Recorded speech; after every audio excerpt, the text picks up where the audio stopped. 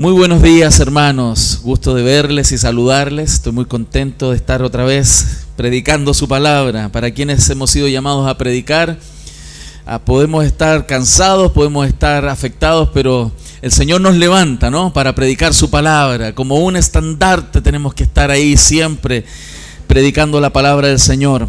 Y nos alienta a saber que no es tampoco las capacidades del hombre quienes logran hacer algo en la vida de las personas, sino que es Dios mismo obrando en el corazón de sus hijos lo que causa esa transformación tan gloriosa de que seamos transformados a la imagen de Jesucristo. Así que les pido por favor me acompañen a Filipenses capítulo 3 versos 12 al 21. Hemos avanzado bastante ya, estamos muy prontos a terminar la carta a Filipenses, nos quedan algún par de semanas. Y para mí, y espero que para usted también, ha sido un gozo poder estudiar más profundamente las escrituras en Filipenses. Creo y seguramente le ha pasado a usted que ha leído más de alguna vez Filipenses, ha leído parte o entero Filipenses, pero cuando uno estudia profundamente un texto, una carta, y uno va encontrando una riqueza incalculable. Así que vamos a mirar hoy lo que está entre el versículo 12 y versículo 21 de Filipenses capítulo 3. Dice así la palabra del Señor: no que lo haya alcanzado ya, ni que ya sea perfecto, sino que prosigo por ver si logro asir aquello para lo cual fui también asido por Cristo Jesús. Hermanos, yo mismo no pretendo haberlo ya alcanzado, pero una cosa hago, olvidando ciertamente lo que queda atrás y extendiéndome a lo que está delante, prosigo a la meta, al premio del supremo llamamiento de Dios en Cristo Jesús.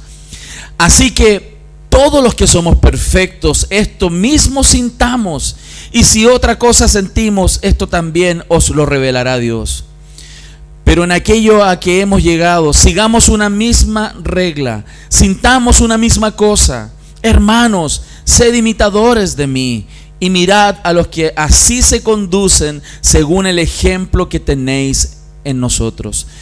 Porque por ahí andan muchos de los cuales os dije muchas veces, y aún ahora lo digo llorando, que son enemigos de la cruz de Cristo, el fin de los cuales será perdición, y cuyo Dios es el vientre, y cuya gloria es su vergüenza, que solo piensan en lo terrenal. Mas nuestra ciudadanía está en los cielos, de donde también esperamos al Salvador, al Señor Jesucristo, el cual transformará el cuerpo de la humillación nuestra, para que sea semejante al cuerpo de la gloria suya, por el poder con el cual también puede sujetar a sí mismo todas las cosas. Hermoso texto, hermosa palabra, y quiero introducir este texto, esta parte de la Escritura, recordándonos nuevamente dónde venimos y a dónde vamos. Estamos estudiando Colosenses y todo lo que vamos cada semana estudiando está en un contexto. Y vimos cómo en el capítulo 1 de Colosenses, él está hablando sobre el pasado, sobre su pasado y sobre la realidad de lo que él venía haciendo como apóstol, como iglesia. Él habla en el capítulo 1 de Cristo como el centro, la preeminencia de Cristo. En el capítulo 2 él habla sobre la primacía de otros, o sea, lo importante que es poner a los demás por sobre mi voluntad. Y esto es tan hermoso, y lo dije la semana pasada y no me voy a cansar de repetirlo, como dijo el mismo apóstol, ¿no? No me voy a cansar de repetirlo, no me es molesto repetirles una y otra vez las mismas cosas, hasta que lo vivamos y lo experimentemos. Es decir, cuán importante es poner al Señor en el centro y lo más importante de nuestra vida, y que es lo mismo que Jesús dijo: amad a Dios por sobre todas las cosas. Y el segundo mensaje en el capítulo 2 es poner primero a los demás antes que yo mismo, que es lo que Jesús respondió: amar a nuestro prójimo como a nosotros mismos. Por eso, en el capítulo 3, él comienza y traspasa esta idea general de la primacía de Cristo y de la primacía de otros a una experiencia de vida. Porque la teología sin experiencia es algo totalmente muerto. La teología y el conocimiento, si no es vivido, es letra muerta. Podemos saber muchísimos textos, podemos recitar muchísimos versículos, podemos tener grandes comprensiones teológicas, mas si eso no es parte de nuestra vida, es letra muerta. Es lo que Jesús le criticó a los fariseos, que eran conocedores de las Escrituras, mas no habían sido renovados en su espíritu por el conocimiento de Dios. Por eso Pablo ahora viene y dice, ok, todo esto que les he dicho, esto debe ser vivido. Y hay algunos que han vivido y están viviendo este evangelio. Imítenlos a ellos. Y él habla sobre esto y primero pone su pasado como referencia. Entre el versículo 1 y el versículo 11, que es lo que estudiamos la semana pasada, Pablo habla de su pasado. Y él dice, todo lo que yo fui, todos los valores que yo tenía, todo lo que para mí era ganancia, lo he tomado ahora y lo he puesto como pérdida, como basura. Mi pasado, lo que yo fui, lo que gané, lo que forjé, lo que estudié, los títulos que gané, todo eso es basura. Mi pasado ya no vale. No importa mi pasado con tal de obtener el conocimiento de Cristo. Y eso es lo que Pablo está hablando, que lo que para él era ganancia lo puso como basura. Y hoy día en este texto que vamos a estudiar entre el verso 12 y el verso 21, vamos a ver cómo Pablo ahora se refiere a su presente. Habló del pasado, pero ahora comienza a hablar de lo que él es. Y él usa una metáfora del atleta. Es alguien hoy que está corriendo, está peleando, está luchando hoy día.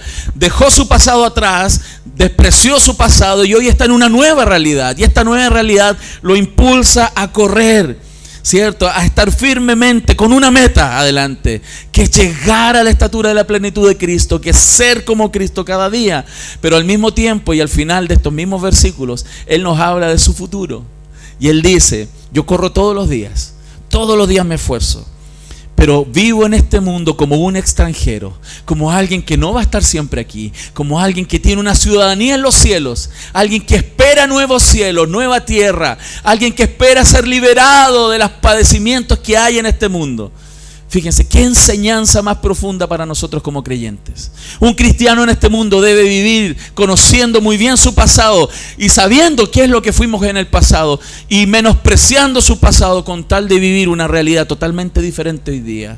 Correr para Cristo, vivir para Cristo, pero con el corazón puesto en la esperanza gloriosa de los hijos de Dios, que un día, hermanos, tú y yo veremos al Señor cara a cara. Gloria a Dios por eso.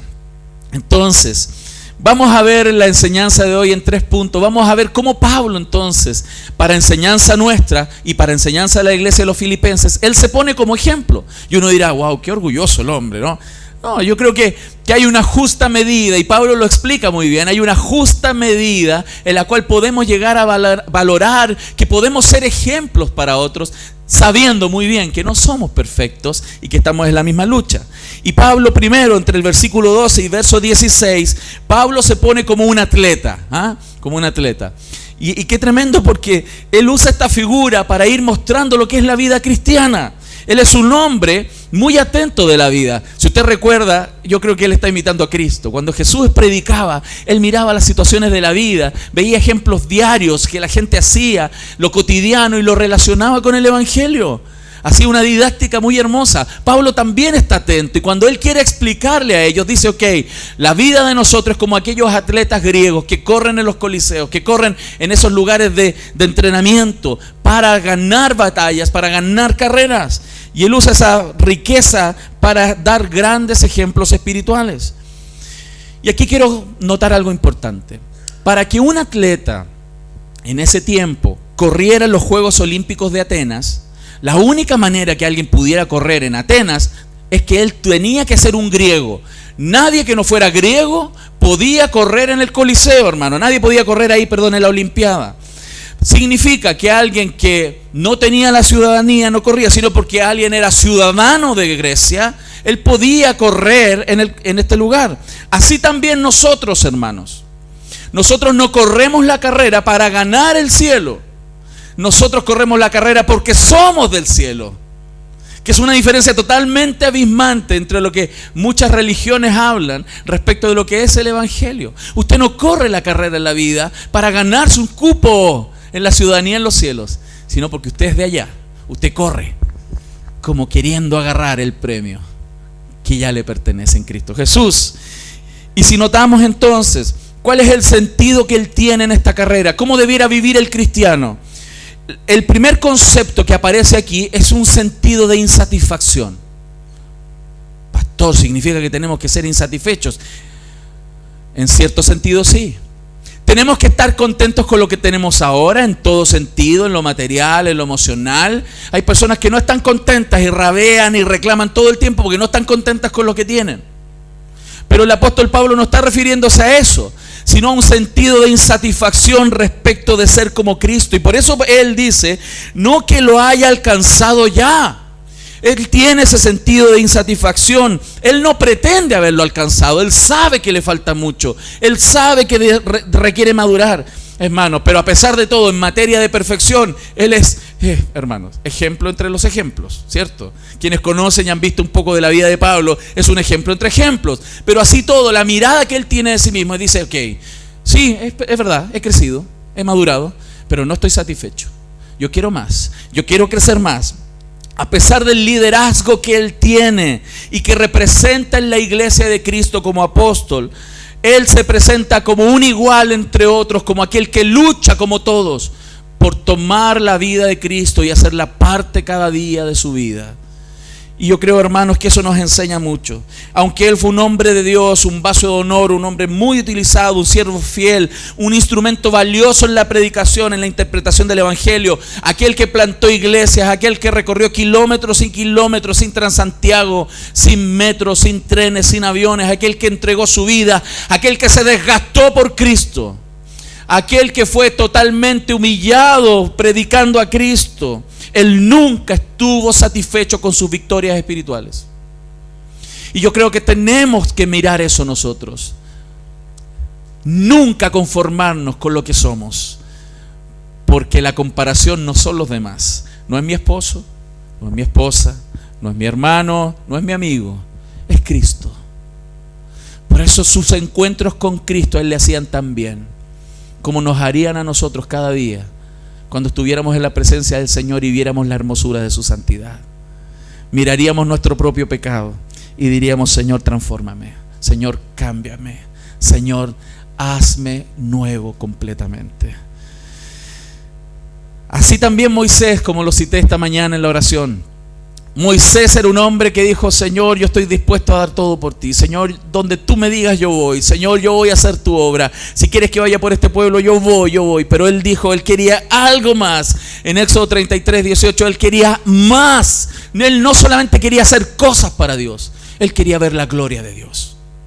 Y el anhelo de un verdadero creyente no es solo lograr cosas para Dios, no es solo hacer cosas. Hay tantos cristianos que tienen la religión tan metida aquí en su cultura, que el hacer cosas es lo que Dios busca. No, Dios quiere relacionarse contigo y transformar tu corazón. Eso va a impactar totalmente tu quehacer. Jesús le decía al pueblo, este pueblo de labios me honra, este pueblo puede ir a la iglesia, este pueblo puede hacer cosas, este pueblo puede dar ofrendas, pero su corazón está lejos de mí. Dios quiere impactar el corazón, y eso Pablo lo tenía tan claro. Él quería más de Dios, él quería ser impactado por Dios. Y esa insatisfacción santa, hermanos, es algo que los cristianos debemos tener muy dentro, y eso es un elemento esencial para avanzar en la carrera cristiana. Nadie va a avanzar en su vida cristiana si no tiene ese sentido de insatisfacción dentro de sí, que tiene hambre de Cristo, más de Cristo. Esa canción que cantaba, tengo hambre de ti, ¿se acuerdan? Tan hermosa que cantábamos aquí. Parece que estábamos en la gloria, ¿no? Estábamos ahí arriba en el cielo, ya veías angelitos volando por todos lados, hermano. Hermano, necesitas cantar eso cuando estás enojado con tu esposo, cuando estás enojada con tu esposa, cuando se te cruza alguien en la calle manejando, cuando tu jefe te dice que no te van a subir el sueldo, cuando pasa una cosa y pasa otra. En ese momento usted tiene que decir, Señor, tengo hambre de ti, de tu presencia, de tu fragancia, de tu poder. Señor, quiero ver tu gloria en esta circunstancia. Amén.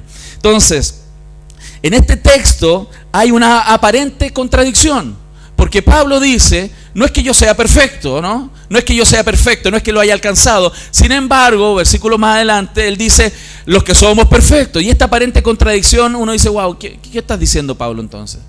No, él está hablando de cosas distintas. Eso parece contradictorio, pero son cosas diferentes. Cuando él habla de la perfección, es cuando él mira a Cristo y dice, yo no soy como él, pero yo quiero ser como él. Yo soy imperfecto, yo no me parezco al Señor, pero yo quiero ser. Sin embargo, cuando miro mi realidad, mi crecimiento, sí, yo soy ejemplo en muchas cosas.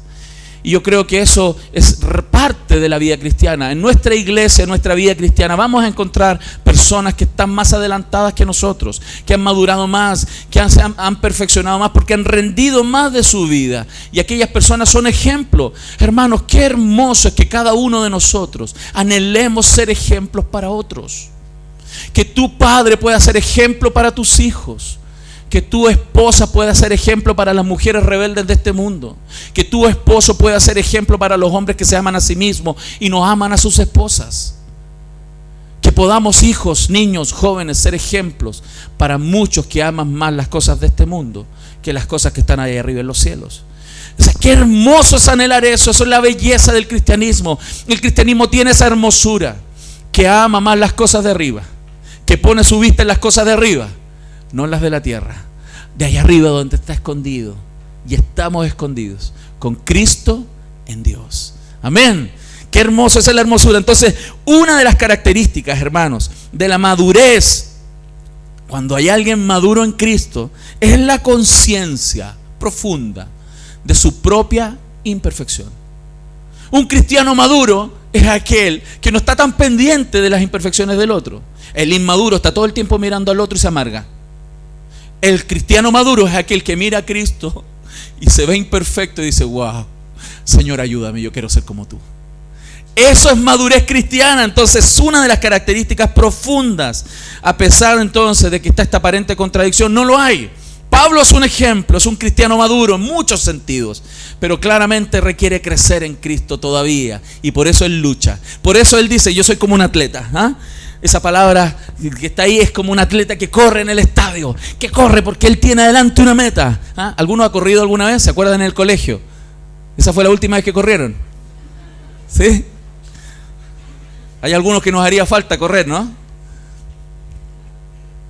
La palabra griega teleios, que significa perfecto, que está utilizada ahí en el párrafo, no solo se usa como absoluta perfección, esta idea de inmaculado, sino también como un cierto tipo de perfección, un nivel de perfección. Por ejemplo, significa alguien que está desarrollando plenamente una contraposición, a uno no desarrollado, alguien que está desarrollado con alguien que no está desarrollado. Por ejemplo, un hombre maduro y un hombre joven. Se usa para describir una mente madura en oposición a una mente que le falta todavía discernimiento. Opone también esto que significa alguien sin mancha con alguien cierto manchado. Todas estas ideas de contraposición. Y Pablo está hablando de este término maduro y pone también lo imperfecto que son algunos. Y ahí es donde él saca a relucir otra vez a aquellos con el cual él denuncia el error de la predicación de algunos. Por ejemplo, los judaizantes.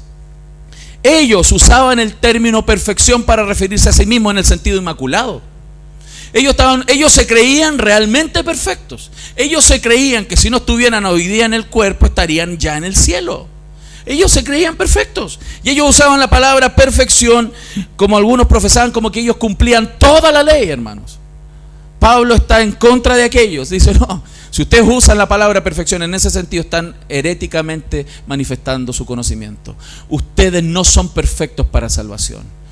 Ustedes pueden crecer en algunas áreas, pero no son perfectos para salvación. El único perfecto es Cristo. Mírale a Él, porque le necesitas. Pero también estaban los cristianos gnósticos, ¿cierto? Aquellos que se creían iluminados, que tenían una palabra de Dios, eso es ungido, ¿no? En algunos lados hay todavía. Están bajando, pero todavía hay esos ungidos. Hermano, esos van a estar urgidos delante del Señor cuando pidan cuenta. Cuando el Señor les pida cuenta, iban a estar urgidos. Porque van a tener que dar cuenta de cada palabra ociosa y mentira que dijeron al pueblo de Dios para manipularlos y dominar sus mentes y sus bolsillos. Porque muchos lo hacen. Hermanos, Pablo, sin embargo, explícitamente negó lo que ellos afirmaban haber obtenido, hermanos. Ellos decían perfección en el sentido inmaculado y no lo eran. Esa presunción espiritual es un engaño, hermanos, es un engaño. Si tú y yo caemos en eso, hermanos, arrepintámonos todos los días. Si tú y yo creemos que somos perfectos, bueno, los cristianos de año dicen, no, pastor, yo sé que no soy perfecto. Bueno, muéstramelo cuando discutes con otro. Muéstramelo cuando tienes un problema con alguien. Ahí muéstrame si realmente piensas que no eres perfecto. Porque ahí es donde se muestra. No en el concepto teológico, sino en la experiencia de vida. Ahí se muestra cuán grandes nos creemos frente a los demás. Entonces, hermanos, qué interesante, porque esta presunción es un engaño espiritual y es una señal evidente de inmadurez espiritual. Es lo que la Biblia dice en muchas partes. Por ejemplo, cuando la Biblia habla en Apocalipsis de la iglesia de Sardis, esa iglesia de Sardis se juzgaba viva, que estaban vivos, que había espiritualidad en esa iglesia, que de verdad ellos tenían la unción de Dios dentro de ellos.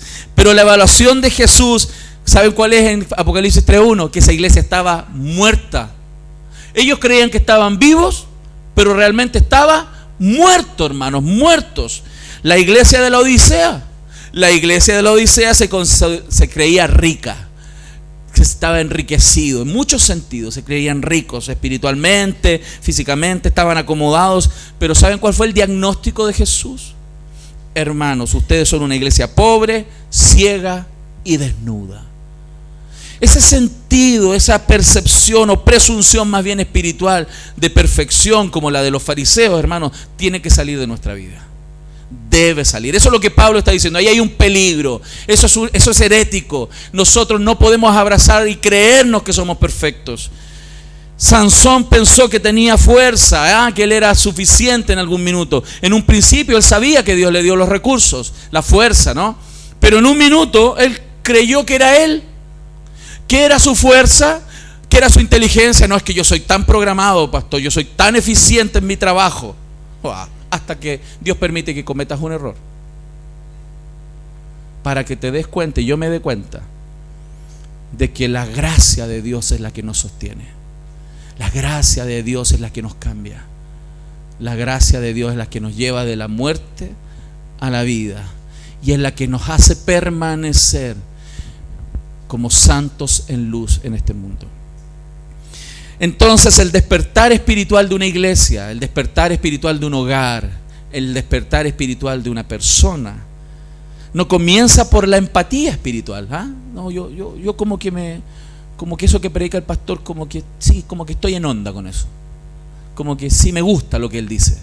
No, el cambio no viene por una empatía espiritual, no viene por el hecho de decir, ok, ya entendí lo que tengo que hacer. No, el cambio profundo no parte sino por un profundo sentido de humildad en el corazón y reconocimiento de que necesito buscar más de Dios cada día. Amén. Eso es lo que el Salmo 42 y muchas partes de la Biblia nos hablan, son ese deseo, ese anhelo de tener más de Cristo, más de Dios. Entonces, fíjense, ¿cuál es el primer sentido de Pablo como atleta? Él dice ese sentido de insatisfacción. El segundo es dedicación. Por eso él dice, pero una cosa hago. ¿Cuántos son medios dispersos aquí?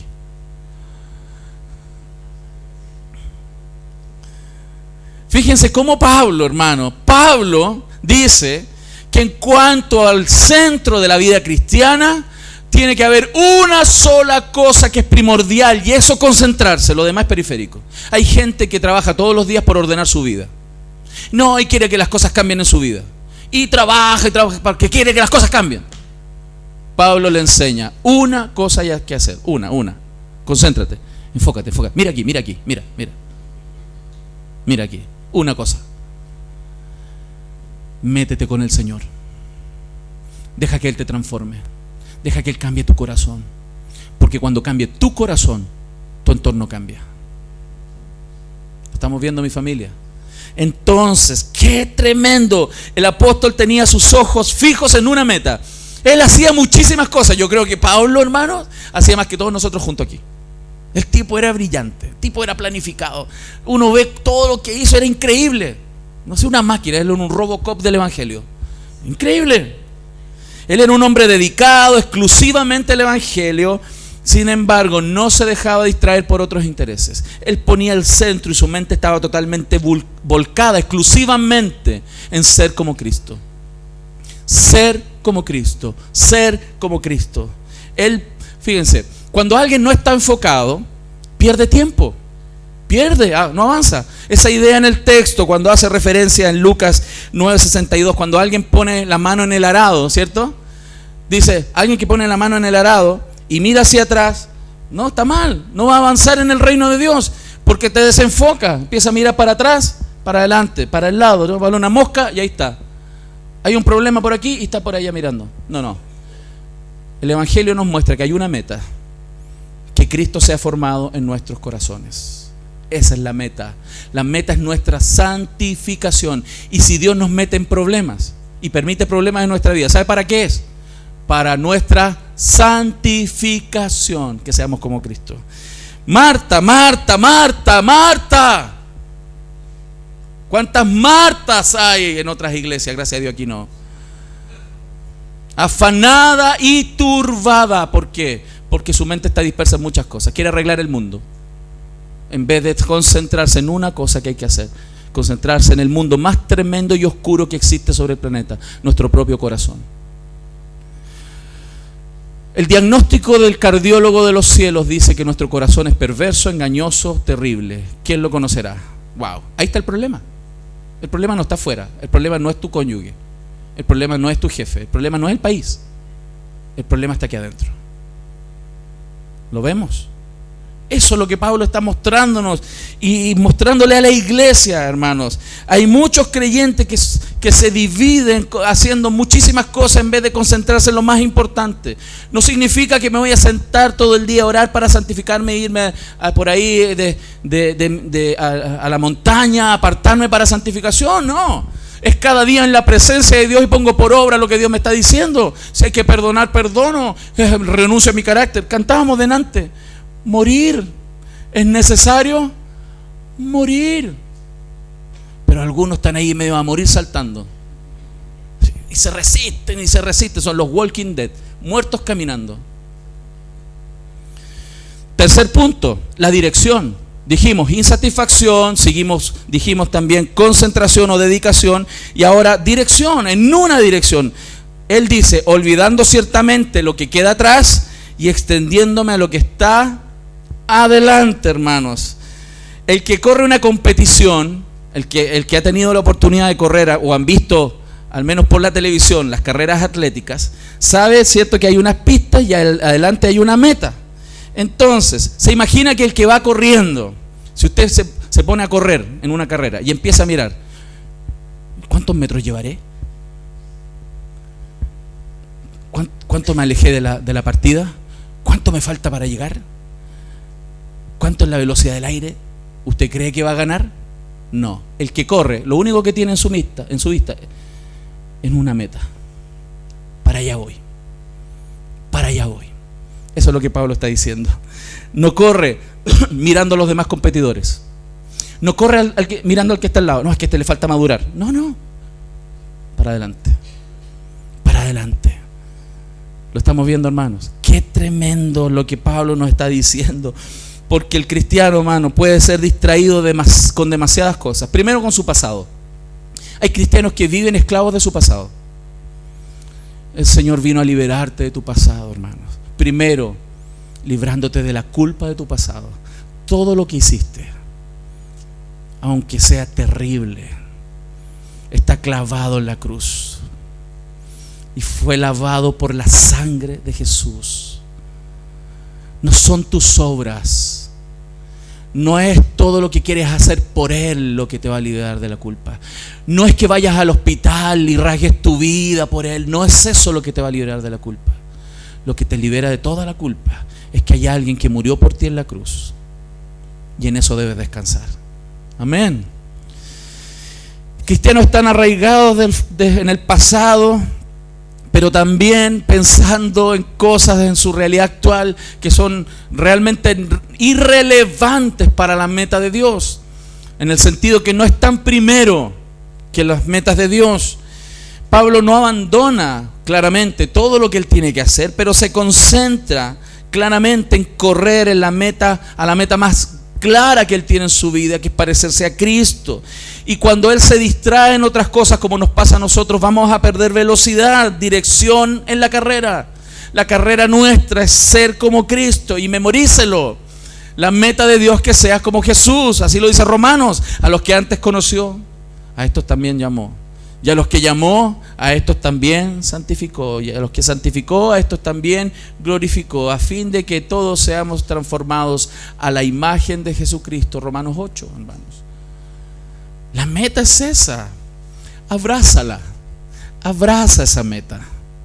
Abrázala, ama esa meta, porque es la meta de Dios para tu vida. Si quieres responder cuál es el propósito de Dios para tu vida, ahí está. De ahí se desprende todo. De ahí viene todo. Mirar hacia atrás, lamentablemente, hermanos, es un santuario peligroso. Es algo oscuro. Pregúntenle a la esposa de Lot. ¿Qué le pasó por mirar para atrás? Se secó como sal. Mirar para atrás y vivir en función de tu pasado, lo único que va a generar, a pesar de tener todo el poder del Evangelio en tu corazón, es que te seques. Te seca. Y lo he visto. Seca los corazones, seca las vidas, las amarga, los amarga, hermanos. Cristo vino a liberarnos de nuestro pasado para nueva vida, una nueva vida en Cristo Jesús. Mi hermano, la mujer de Lot, por haber mirado hacia atrás, fue destruida su vida. Desobedeció a la orientación divina. Mira hacia adelante, no mire hacia atrás. Mira hacia adelante, no mire hacia atrás. Deje su pasado donde tiene que estar, allá atrás, en el pasado. Amén. Cuando José fue maltratado por sus hermanos y Dios lo llevó en un proceso a Egipto, cuando él fue puesto en autoridad y tuvo la oportunidad de volver a encontrarse con su familia, después de todo el mal que le hicieron a José, él fue enfrentado en su corazón y él tuvo que responder a esa realidad.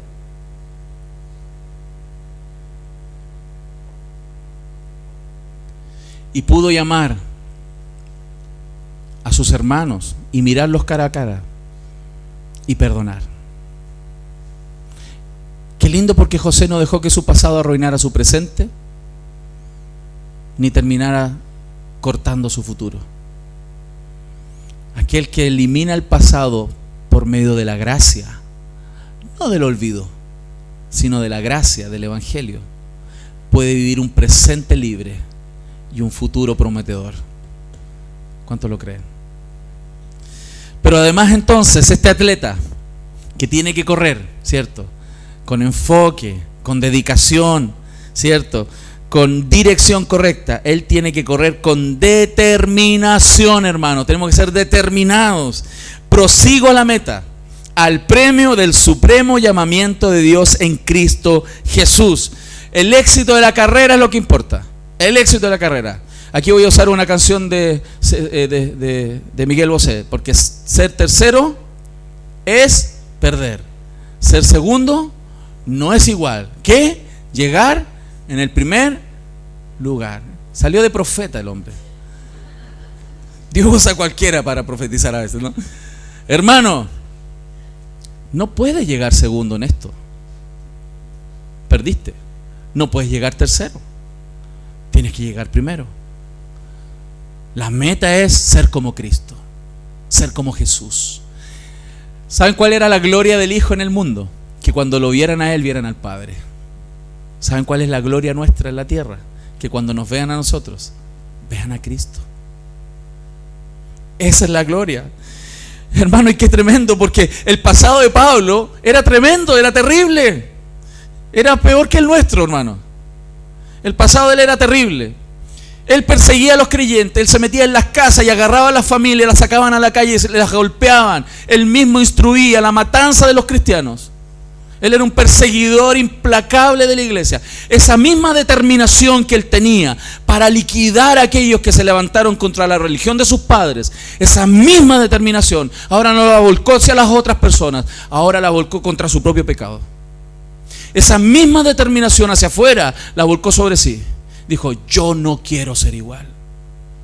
Yo quiero una meta, yo quiero ser como Cristo. Esa es determinación cristiana. Eso es metas cristianas.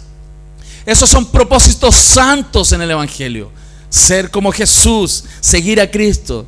Hermanos, si todos nosotros aquí tuviéramos esa misma determinación, ¡wow! ¡Qué tremendo! ¡Qué impacto aquí en la ciudad! ¡Qué impacto! ¡Qué impacto habría si todos juntos nos humillamos delante del Señor, reconocemos nuestros pecados y nos volcamos a la vida santa, a la vida justa, honesta, como Dios quiere? Y no estoy hablando de moralismo, para que no lo malentienda. No es moralismo, no ser santurrones, sino muy claros. No pretendemos haberlos alcanzado ya, pero una cosa hacemos: olvidando lo que queda atrás, nos extendemos hacia la meta, hacia el supremo llamamiento, que es en Cristo Jesús, Señor nuestro. Aunque la salvación es gratuita, hermanos, gratuita por gracia, solo aquellos que se esfuerzan, hermanos, creen en el Evangelio, van a demostrar su salvación en este mundo. Y eso es maravilloso. Ninguno de nosotros, hermanos, puso su vida en movimiento. Dios la puso, mas nosotros con Él mantenemos ese movimiento. Les vuelvo a repetir: la salvación es obra divina, la santificación es una obra divino-humana. O sea, la gracia de Dios no elimina la responsabilidad humana por ningún motivo. No vaya a ser como algunos que dicen: no, ya soy siempre salvo. Soy salvo, siempre salvo. No importa, yo peco y total después me arrepiento. ¡Wow! Lo que están mostrando es que nunca has sido salvo, hermano. Nunca has sido salvo. Y te vas a tener que encontrar delante del Señor y pedir clemencia ante un Dios santo y justo. Entonces, nosotros, hermanos, tenemos esta carrera, pero requerimos disciplina. Eso también lo enseña Pablo. Él dice ahí: así que todos los que somos perfectos, esto mismo sintamos. Verso 15: y si otra cosa sentís, esto también os lo revelará Dios. Pero en aquello en que hemos llegado, sigamos una misma regla, sintamos una misma cosa. O sea, no basta correr con disposición, no solo correr con ánimo y aliento y disposición y vencer en la carrera, sino también con las reglas que corresponden. ¿Se imagina que usted fuera en una carrera olímpica? ¿Se imagina usted corriendo en una carrera olímpica y usted va por uno de esos carriles, ¿no? Y usted va en el cuarto carril y está en la última vuelta. Y compitiendo con otros así. Y le sale eso de chileno, ¿no? El chileno avivado. Y dice: me voy a cruzar. Y me voy a ir por el otro carril y a corto distancia y gano. No, ¿qué va a pasar? Lo descalifican. La carrera se corre con las reglas bíblicas. No buscamos atajos, no pasamos por alto principios, sino corremos como Dios determinó que hay que correr, por medio de su palabra. Las reglas espirituales, Pablo se lo dijo a Timoteo en 2 Timoteo 2:5, le dijo: y también el que lucha como atleta, usa la misma idea de correr, no es coronado, sino lucha legítimamente. O sea, usted puede querer, por ejemplo, que su vida y su familia sean transformadas, pero usted usa tretas para manipular las circunstancias. Usted usa tretas para que sus hijos vayan a la iglesia. Usted usa argumentos medios que rayan en la mentira. ¿Aló? ¿Pasa o no pasa? Todos hemos caído en eso, ¿no? Todos hemos intentado manipular a las personas. No. Aquí el apóstol nos está diciendo: si vamos a correr con determinación, tiene también que ser con disciplina, legítimamente, hermanos. Romanos 14, 12 al 10 nos dice por qué. Pero tú, ¿por qué juzgas a tu hermano? O tú también, ¿por qué menosprecias a tu hermano? Porque todos compareceremos ante el tribunal de Cristo, porque escrito está: vivo yo, dice el Señor, que ante mí se doblará toda rodilla y toda lengua confesará a Dios, de manera que cada uno de nosotros dará a Dios cuenta de sí. Nadie va a poder estar ahí delante del Señor. Señor, es que mi esposa. No. Nadie va a poder decir, es que mi esposo. No. Es que mi suegra. Bueno, podrías. No, tampoco. Tampoco la suegra. No hay excusa, hermano. Nadie va a poder decir, porque todos van a comparecer delante del Señor, dice la Escritura, y dará cuenta delante de Dios, cada uno en forma particular, hermanos. Nadie va a poder culpar a otros. Amén. Entonces el término griego que se utiliza ahí para tribunal, para estar delante del Señor, el tribunal de Cristo, es la misma palabra que se usaba para describir el lugar donde los jueces olímpicos entregaban los premios. Ustedes han sabido por la televisión cómo corredores que han ganado Juegos Olímpicos, medallas. Hace muy poco tiempo atrás, no me acuerdo el año, un corredor norteamericano ganó la medalla de oro en los Juegos Olímpicos y fue el hombre más veloz. Y después le hicieron el examen y tuvieron que públicamente humillarlo. Lo humillaron frente al mundo y le quitaron la medalla de oro y se la dieron al segundo competidor. Mano, no sea que después quedes en vergüenza por hacer las cosas mal.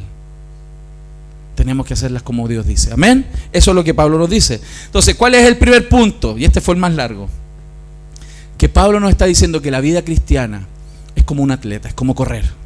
Pero también Pablo muestra cómo él es un pastor, como pastor se muestra. Entre el verso 17 al 19, el segundo punto, entonces Pablo como pastor dice: hermanos, sed imitadores de mí y mirad a los que así se conducen según el ejemplo que tenéis en nosotros. Porque por ahí andan muchos, de los cuales os dije muchas veces, que aún ahora lo digo llorando, que son enemigos de la cruz de Cristo, el fin de los cuales será perdición, cuyo Dios es el vientre y cuya gloria es su vergüenza, que solo piensan en lo terrenal. Él nos está mostrando cómo debemos ser pastoralmente. Él es un hombre que es ejemplo en doctrina, pero también ejemplo en vida. La congruencia del pastorado, de los que somos llamados al pastorado, pero también el cristiano universal en su sacerdocio universal, es ser congruente entre lo que predicamos y vivimos. El apóstol era claramente un paladín de la doctrina, ¿no? Era un hombre muy conocedor, un hombre que era impecable en su doctrina, pero también era impecable en su ética. O sea, un cristiano se debe conocer por lo que predica y practica. No seamos como el cura. Usted ya lo conoce, lo ha visto por ahí. Ok.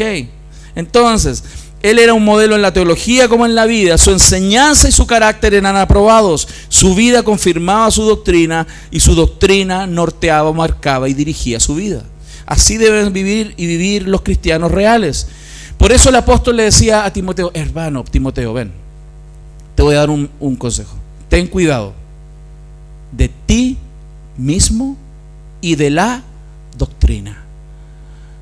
Cuidado con la doctrina, pero hay alguien más peligroso: tú mismo. Tú mismo. Por eso, ¿sabes dónde hay alguien peligroso, hermano, hoy día? Aquí. No mire para el lado. Está con usted mismo. Ahí está el peligro. Pablo llama la atención para sí mismo. Él lo hace legítimamente, él no lo hace con vanagloria. Él dice: imítenme a mí. ¿Por qué? Porque él tiene una profunda convicción de su rol apostólico. Él es un ejemplo. Dios lo mandó y lo llamó, ¿cierto?, a una vida sacrificial, a una vida de ejemplo, oponiéndose a la vida, digamos, real con que algunos predicadores se movían en ese tiempo, ¿no? Los fariseos se creían intocables, hermano, eran los santos. Y no está tan lejos de cómo a veces se vive la vida en el cristianismo actual, donde algunos ungidos pareciera que como que no huelen mal nunca. ¿Ah? Tremendo, hermano, es tremendo. La Biblia nos muestra cómo Él se pone en el sentido correcto y llama a los creyentes, hermanos, a vivir en torno a la cruz, en torno al evangelio real, morir a sí mismo. Pablo les dice: la meta real es que ustedes se parezcan al Señor, y eso es frente a la cruz. El creyente no va a ser transformado si no se pone frente a Cristo y no está frente a la cruz. Y por eso es importante. Entonces Pablo era claramente un ejemplo de doctrina y vida. Segundo, era un pastor que protege a su rebaño de los falsos maestros. O sea, yo sería un terrible pastor en esta iglesia si no les alertara sobre las falsas doctrinas. y no les alertara con firmeza respecto de ciertas cosas que a veces hay erradas. Por eso algunos en esta iglesia a veces los he tenido que llamar cuando han agarrado algo en Facebook y lo han posteado. Ni se dieron cuenta, de repente agarraron una herejía y la postearon. Y algunos hermanos tenían que llamar: hermano, te sugiero que releas lo que acabas de postear, porque es una herejía. O de repente mandan esas cadenas por WhatsApp y también, wow, ¿qué pasó aquí? Y llamo al hermano, a la hermana: hermano, baje ese monito que mandó recién, porque pasa, pasa. Entonces, el pastor, el apóstol Pablo, predicó la verdad, pero denunció el error. Nosotros los creyentes, aunque no tenemos que claramente dedicarnos a hablar mal de otros, no es la pega, ¿no? No es la pega el mal de otros, sino denunciar algunas doctrinas que hacen daño a la iglesia.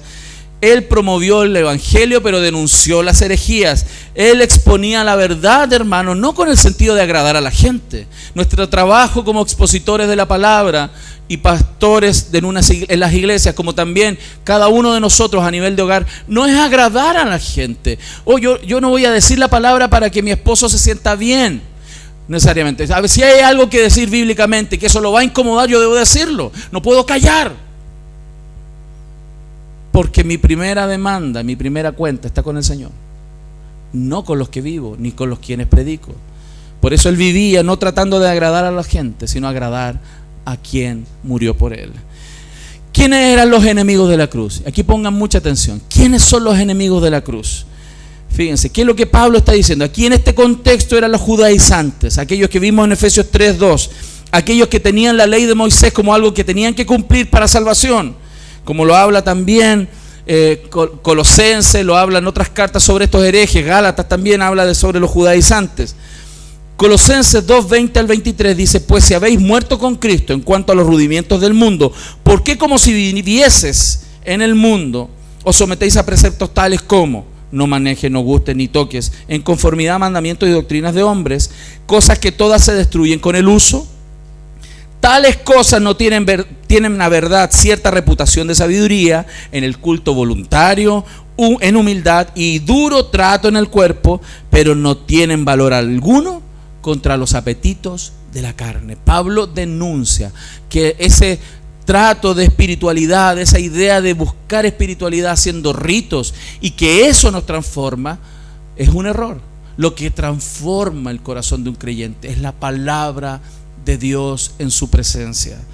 Por eso, hermanos, los judaizantes, los legalistas, los que quieren imponernos reglas legalistas para santidad, para ser santos, haciendo obras, aquellos son enemigos de la cruz de Cristo, según el apóstol Pablo. Y Pablo justamente era enemigo de esa religión ritualista. Él quería buscar el verdadero evangelio que nace de corazones rendidos. Entonces, algo que tomé de un post de un predicador ayer, de Augusto Nicodemus, que es un muy buen predicador. Dice: la ley, él dijo así: la ley, las reglas, la palabra, nos lleva a Cristo para salvación. Pero después Cristo nos lleva a la ley para santificación. ¡Wow! ¡Qué tremendo! Entonces no somos legalistas ni antinomianistas. No es que nos gusta vivir por la ley para ser salvos, ni tampoco olvidamos la ley y creemos que eso ya no corre. Nosotros, la ley nos llevó a Cristo porque nos vimos pecadores. Sin embargo, cuando ya hemos recibido por gracia la salvación, el Señor nos vuelve a enseñar su ley para que podamos vivir como Él quiere que vivamos, amándole verdaderamente. Amándole verdaderamente. El que me ama, dijo el Señor, mi palabra guardará. Entonces el pastor también es el que exhorta con firmeza, pero también con lágrimas. ¡Wow! Porque Pablo, a pesar de ser un hombre duro en cuanto a la predicación, a veces muy exhortativo, yo no sé cómo hubiera estado usted ahí tan sonriente en una predicación de Pablo. Yo no creo que estaríamos tan sonrientes en una predicación del apóstol Pablo. Pero al mismo tiempo, él era capaz de quebrarse cuando veía que aquellos no crecían, cuando aquellos abandonaban las iglesias, cuando aquellos se iban en pos de sus pasiones y no detrás de Cristo. A él le dolía en el fondo de su corazón. Él tenía argumentos irresistibles que brotaban de su cabeza, de una mente renovada. pero también él tenía muchas lágrimas con las cuales compadecerse de aquellos que necesitaban del Evangelio. Pablo no era un apologeta frío, no era un hombre duro, tecnócrata de la Biblia. Pablo argumentaba con irresistible claridad, pero también, hermanos, con una elocuencia, con una gracia, amor y compasión que conmovía los corazones. Dios nos ayude a ser así, llenos de la palabra, pero llenos de compasión. Romanos 15 dice: ¿cómo no va a haber alguien entre vosotros que pueda exhortar mutuamente a otros, que esté lleno de conocimiento, pero también lleno de compasión? ¿Cuánto necesitamos de eso también? Amén. Eso es lo que Pablo nos está diciendo. Si vamos a correr esta vida, tenemos que tener mucho de Cristo en nosotros. El Señor era tan duro cuando tenía que hablar duro, pero el Señor era tan amoroso cuando tenía que hablar con amor. Dios nos ayude. En Pablo, hermanos, había una sincera unión de verdad y amor. Él advirtió sobre el error y lloró sobre aquellos que permanecieron en el error. Yo no sé si a ti te pasa, Dios quiera que sí, que cuando alguien abandona la iglesia te da tristeza, no te da juicio. Se va a ir al infierno porque le caiga un rayo. No. Alguien que ha sido renovado por el Evangelio se va a entristecer cuando alguien se aleja de las filas de Cristo, y va a orar por él, y si puede le va a alcanzar. Amén. El celo pastoral de Pablo lo llevaba a las lágrimas en la defensa de sus ovejas. Él se conmovía al percibir que algún peligro les amenazaba. El apóstol era no solo un hombre de agudo discernimiento, inquebrantable decisión, sino también de una emoción ardiente. Es muy probable que estos maestros heréticos se estaban mostrando como modelos, ¿no?, a seguir. Sin embargo, qué lindo es que Pablo salió en defensa de las ovejas, como nosotros tenemos que salir en defensa de nuestros hermanos, en defensa de nuestros hijos, cuando las herejías los están absorbiendo. Y el pastor entonces también no se equivoca, va a tener ojos finos sobre los falsos maestros. ¿Cuál es el fin de ellos? Perdición, dice la Biblia. ¿Cuál es el fin de los falsos maestros? Perdición. ¿Y por qué se van a perder? ¿Qué es lo que nos dice el texto? En primer lugar, ¿cierto?, es porque ellos se adoran a sí mismos. ¿Cómo usted puede reconocer un falso maestro? Porque se adora a sí mismo. Se cree, en buen chileno, el hoyo del queque, ¿cierto? El hoyo del queque. Se cree la crème de la crème. No. Un verdadero predicador sabe que es pecador y lo confiesa públicamente y se humilla. No es grande, no es perfecto, no lo son, no lo somos. Pero además de adorarse a sí mismo, como lo vemos ahí en la Biblia, que lo muestra y lo podemos ver hoy día en nuestro contexto, también invierten los patrones morales. Ellos los invierten. Dice: cuya gloria es su vergüenza. Se burlan de la virtud y exaltan el oprobio. A lo malo lo llaman bueno, a lo bueno lo llaman malo. A las tinieblas la llaman luz, a la luz la llaman tiniebla. Empiezan a invertir el mensaje, pero también piensan solamente en lo terrenal. Si usted escucha sus sermones y rutea los sermones de los últimos 60 meses, ¿qué va a encontrar? 60 cuotas de prosperidad. Y prosperidad, y lo que Dios tiene para ti, y todo lo que Dios te viene a dar. Ven por tu milagro, ven por lo que necesitas, ven porque Dios te va a querer. Dios lo único que quiere es amarte. Ven así nomás, no necesitas hacer nada. Ven nomás, ven nomás. Aquella predicación está torciendo el corazón de la iglesia, y lamentablemente muchos predicadores religiosos sin temor se han parado en los púlpitos torciendo el mensaje del Evangelio, con Biblia en mano, pero parece que no la leen, hermano. Parece que no la leen.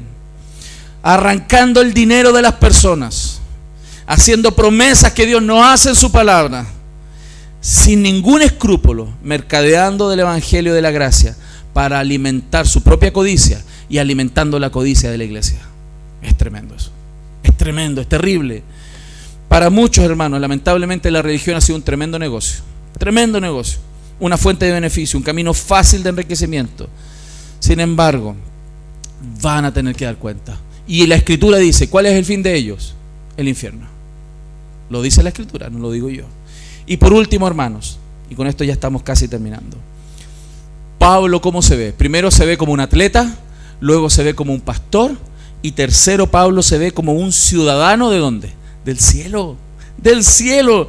El verso 20, ¿qué dice? Mas nuestra ciudadanía está ¿dónde? En los cielos, de donde también esperamos al Salvador, el Señor Jesucristo, el cual transformará el cuerpo de la humillación nuestra para que sea semejante al cuerpo de la gloria suya, por el poder con el cual puede también sujetar a sí mismo todas las cosas. Entonces Pablo, después de describir en los versículos primeros su pasado y ahora describir el presente, Pablo describe su futuro.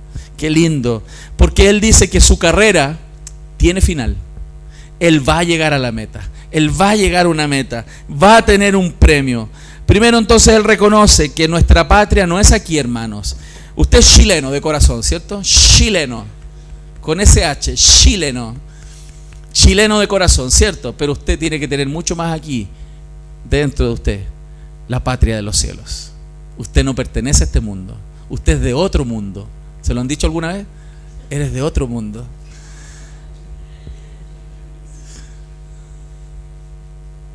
Pablo utiliza ese sustantivo, hermano, politeuma, que es una palabra media rara, ¿no? Que habla de ciudadanía, que no se encuentra en otra parte del Nuevo Testamento. Y esta palabra describe sobre todo la conducta de los creyentes filipenses en este mundo, las leyes de este mundo. Así como los filipenses era una colonia romana en territorio extranjero, también la iglesia es una colonia del cielo en territorio de este planeta. Nosotros estamos hoy día transitoriamente aquí. Somos del cielo, hermano. Somos de allá arriba. Somos peregrinos en este mundo. No somos de aquí. Nacimos de arriba, de lo alto. Además de nacer de aquí, usted nació de lo alto. El cielo es nuestro origen y también nuestro destino, hermanos. Abraza esa idea. Nuestro nombre, ¿dónde está escrito? Ahí arriba en los cielos, en el cielo. Nuestro nombre está registrado en el libro de la vida. Eso es lo que determina, hermano, la entrada final al cielo. Que usted no es de aquí. Usted no es de aquí. Ese carné de entidad plástico que tiene no vale tanto como aquello que está escrito en un libro donde nadie puede borrar. Alguien podría pagar para que lo borren del registro civil. Nadie va a poder pagar para que lo borren del registro de los cielos. Nadie va a poder borrar su nombre que está escrito en el libro de la vida. ¿Cuánto le dan gracias al Señor por eso? Usted es de allá, no de aquí. Por eso esto no es un tema menor, hermano, no es un tema menor. Cuando esto es real, ¿saben qué? Cuando esta verdad del futuro y la esperanza de los creyentes es verdad en el corazón, no solo aquí, sino en el corazón, cuando esto es real, ¿sabe lo que va a pasar? En la vida de alguien, su vida cambia, su presente cambia. Lo vamos a ver. Vamos a ver en un cristiano que tiene la esperanza de los cielos materializado en su cara, materializado en sus actos, materializado en su manera de vivir. A causa, hermanos, de la expectativa de un creyente de habitar en la ciudad celestial, va a tener un comportamiento tan distinto. Preguntémosle a Abraham. Abraham se contentó, hermanos, de vivir en una carpa porque tenía la expectativa de que allá arriba tiene un palacio.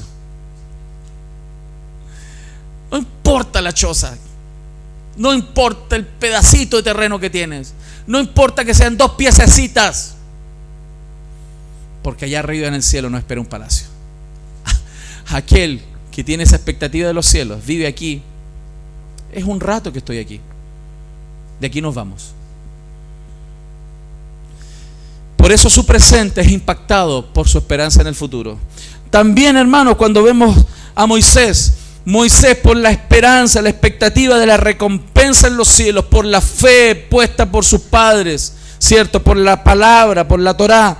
En Hebreos 11 dice que él, dice, teniendo mayores riquezas el vituperio de Cristo que los tesoros de los egipcios, porque tenía puesta la mirada en el galardón. O sea, él eliminó, sacó de su corazón su pasión por los deleites terrenales y dijo: a mí me conviene más los terrenos celestiales, los placeres celestiales. Así que renunció a ser egipcio, renuncio al palacio, renuncio a todo y me voy al campo, porque yo pertenezco a otro pueblo, al pueblo escogido de Dios. Él es capaz de renunciar a lo material por abrazar lo celestial, porque él sabe que lo que permanece son las cosas que no se ven. Lo que se ve es temporal, lo que no se ve es eterno.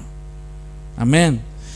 A causa de la esperanza de vivir con Cristo en el cielo, también nosotros los creyentes hoy debemos buscar la santidad. En 1 de Juan 3:3 dice: y todo aquel que tiene esta esperanza en Él, ¿sabe lo que va a hacer? Dice la palabra.